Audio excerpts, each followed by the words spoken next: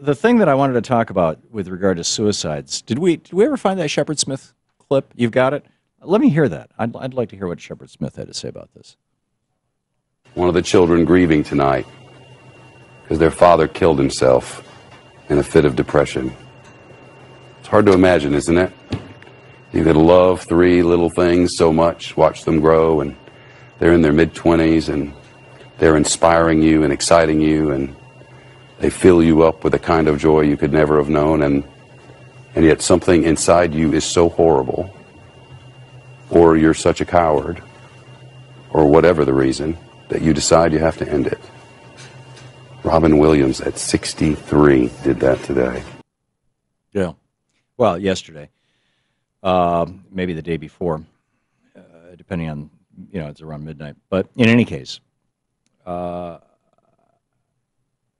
wasn't quite the condemnation of Robin Williams that I had been led to believe by the headlines. But suicide is a really, really touchy thing. I've had two friends. A very, very close friend of mine recently, former business partner, Terry OConnor. Terry and I started two businesses together in Michigan back in the 70s. We had known each other before that. We've kept close all these years. We started this business in 72, as I recall, maybe 73.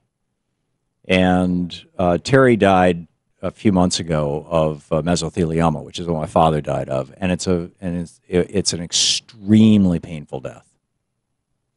And the last months are just mind-bogglingly painful. And I was every weekend I was on the phone with Terry, or on we would use the iPhone video chat thing, and so we could look at each other and talk. He lived down in Florida in the Keys. And he was just in so much pain, and I often thought, at some point in there, I would commit suicide rather than deal with that kind of pain. I think. Who knows? Right? Who knows? And apparently Robin Williams was suffering a psychic pain of that level. This Terry's pain was physical. And it's almost like if, as a parent, the other thing that I've known throughout my life is I've known several people who were really, really wounded by the fact that their parent had committed suicide. Or a parent, one of their parents had committed suicide.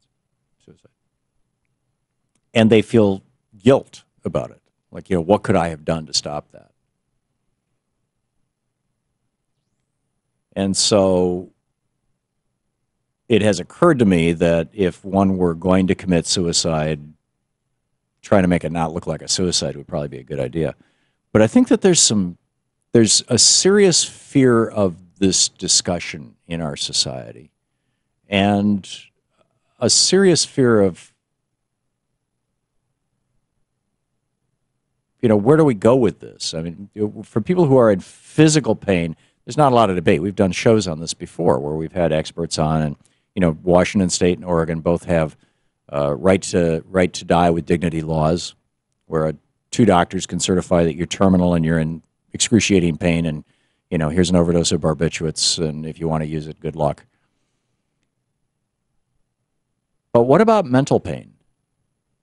Which then raises the question of our mental health system. And what about addictions, which raises the issue of, Robin Williams had recently gone through, gone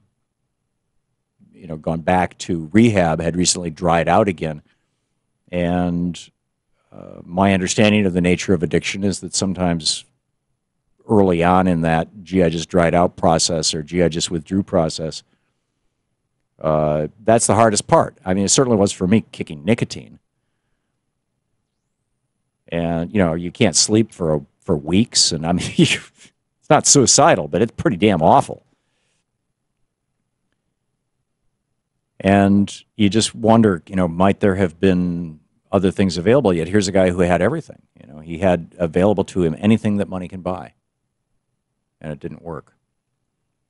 But the shaming of people who commit suicide I have a real problem with. And I'm pleased, actually, to see that our media, I thought Shep Smith was the exception to this, apparently he's not, that our media, by and large, are simply saying, we're really sad to see him go. Just like with Philip Seymour Hoffman, who died of a heroin overdose, which, is a perfect platform for the pontificators and the moralists among us to start wagging their finger. Almost none of them did. None of them took that opportunity. And instead, we simply remembered the life of an extraordinary actor. Here, this is the second. Not the same thing.